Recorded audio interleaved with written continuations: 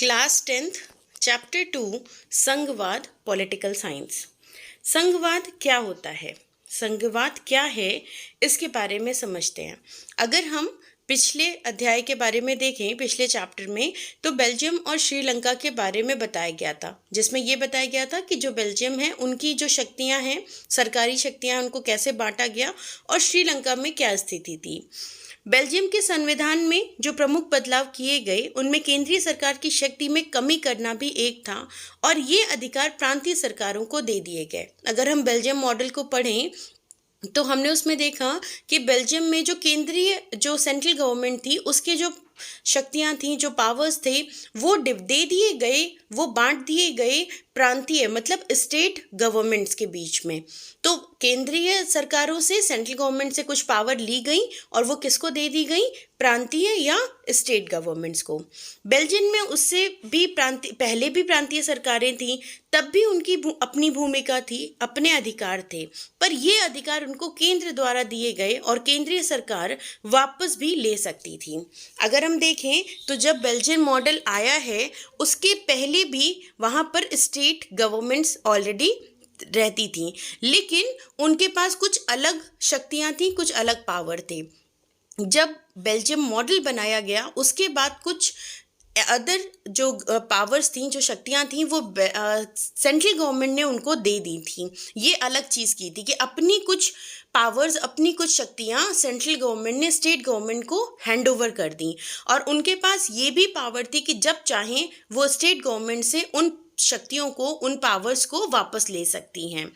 1993 में कुछ बदलाव हुए और प्रांतीय सरकारों को कुछ संवैधानिक अधिकार दे दिए गए और जैसा कि हमें पता है कि बेल्जियम मॉडल को कई बार बदला गया था, तो 1993 में उसमें कुछ बदलाव किए गए जिसमें जो स्टेट गवर्नमेंट थी उनको कुछ लीगल अथॉरिटीज़, लीगल पावर दे दिए गए। इन अधिकारों के लिए प्रांतीय सरकारें अब केंद्र पर निर्भर नहीं थीं और पूरी तरीके से उनको पावर दे दी गई कि इस जो कुछ मैटर्स हैं, जो कुछ मामले हैं, इनमें पूरी तरीके से जो शक्तियां हैं वो स्टेट के पास हैं, उनको केंद्र से परमिशन लेने की ज़रूरत नहीं है। इस प्रकार बेल्जियम ने एकात्मक शासन की जगह संघीय शासन प्रणाली अपना ली और इस तरीके से हम कह सकते हैं कि संघीय शासन प्रणाली क्या है, जब केंद्र या जो सेंट्रल गवर्नमेंट है उसके पावर्स को स्टेट गवर्नमेंट को दे दिया जाता है, कुछ पावर्स को, और उसकी जो जवाबदेही है उसके लिए स्टेट गवर्नमेंट रिस्पॉन्सिबल नहीं होता है। ये ज़रूरी नहीं है कि आपने कोई काम किया तो वो हर बार आपको सेंट्रल गवर्नमेंट को बताना है।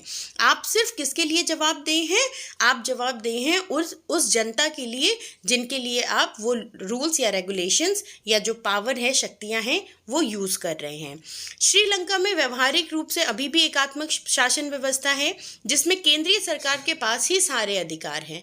लेकिन अगर हम बेल्जियम मॉडल के बिल्कुल ऑपोजिट अगर हम देखें तो श्रीलंका में जो मेजॉरिटी थी सिन्हालास की, उनके पास ही सारे पावर्स थे और इसलिए हम कह सकते हैं कि जो श्रीलंका है वहाँ पर एकात्मक सरकार थी और जो बेल्जियम है वहाँ पर संघात्मक मतलब फेडरल जो गवर्नमेंट है या सरकार है वो आ चुकी थी।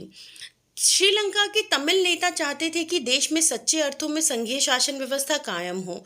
अगर आपको याद हो तो पिछले चैप्टर में हमने देखा था कि जो श्रीलंकन तमिल्स थे वो चाहते थे कि फेडरलिज्म आ जाए, मतलब थोड़े थोड़े पावर्स हर स्टेट के पास आ जाए। ऐसा नहीं है कि सिर्फ जो सेंट्रल गवर्नमेंट है वो सारे पावर्स को अपने पास रखे।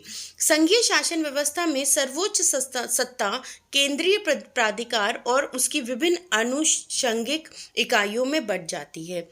इसका मतलब, इसे अंडरलाइन कर ले, ये आंसर है आपका कि फेडरलिज्म क्या है या फिर संघीय शासन क्या है। तो संघीय शासन व्यवस्था एक ऐसा केंद्रीय अधिकार है जो छोटी छोटी इकाइयों में बढ़ जाता है।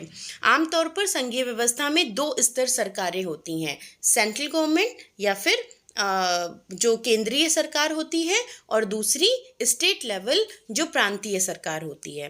एक सरकार पूरे देश के लिए होती है, राष्ट्रीय महत्व के विषय होते हैं जिसमें सिर्फ जो पूरे देश के बारे में जो अच्छी चीज़ें होती हैं या जो देख रेख होती है वो करते हैं, और दूसरी जगह राज्य या प्रांतों के स्तर की सरकारें होती हैं जो शासन के दैनंदिन कामकाज को देखती हैं, मतलब उनके स्टेट में रोज़मर्रा में क्या काम होना चाहिए, कैसे रूल्स रेगुलेशन होने चाहिए, ये देखती हैं। ये तो हमें, अगर हम आम भाषा में देखें तो हम ये जानते ही हैं कि जो प्रांतीय सरकारें या जो स्टेट गवर्नमेंट होती हैं वो अपने प्रांत के लिए रिस्पॉन्सिबल होती हैं, जबकि जो सेंट्रल गवर्नमेंट होती है ये पूरे देश के लिए जवाबदेह होती है। सत्ता के इन दोनों स्तर की सरकारें अपने अपने स्तर पर स्वतंत्र होकर काम करती हैं और कोई किसी को जवाब नहीं देता है कि हमने ये रूल रेगुलेशन या हमने ये जो हमारा सरकार चलाने का तरीका है या जो हम नई पॉलिसीज़ लाते हैं, योजनाएं लाते हैं, ये हम क्यों ला रहे हैं। इसके लिए पूरी तरीके से प्रांतीय सरकारें और केंद्रीय सरकार फ्री है कि वो अपने हिसाब से जनता के लिए वेलफेयर के लिए या अच्छे के लिए जो काम करना चाहे वो कर सकती है। इस अर्थ में संघीय शासन व्यवस्था एकात्मक शासन व्यवस्था से ठीक उलट है। एकात्मक में सारे पावर किसके पास है? सेंट्रल गवर्नमेंट या केंद्रीय सरकार के पास, और बाकी इकाइयाँ उसके अधीन होकर काम करती हैं। अगर दूसरे जो स्टेट गवर्नमेंट है वो उसके अंडर में काम करते हैं, जबकि केंद्रीय सरकार प्रांतीय या स्थानीय सरकारों को आदेश दे सकती है। और अगर हम देखें तो एकात्मक जो सरकार होती है, सेंट्रल अगर एक सरकार है तो वो ऑर्डर देती है सारे लोगों को कि आपको ये काम करना है, जबकि अगर हम संघीय व्यवस्था की बात करें तो संघीय व्यवस्था में केंद्रीय सरकार राज्य सरकार को कुछ खास करने का आदेश नहीं देती है। वो सजेशन दे सकती है या वो पूछ सकती है या कुछ मामलों में अपनी बातें कह सकती है, लेकिन वो आदेश नहीं दे सकती कि तुमको ऐसा करना है।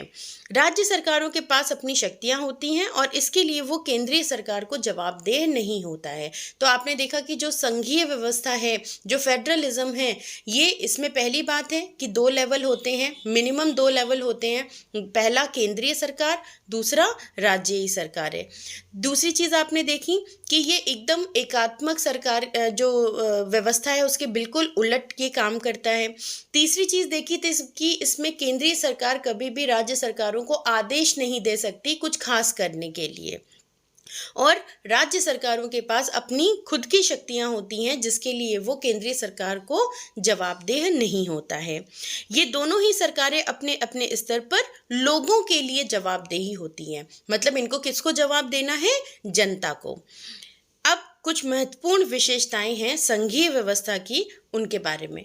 तो अब नेक्स्ट टॉपिक को हम पूरा करेंगे अगले वीडियो में। तब तक के लिए बाय बाय।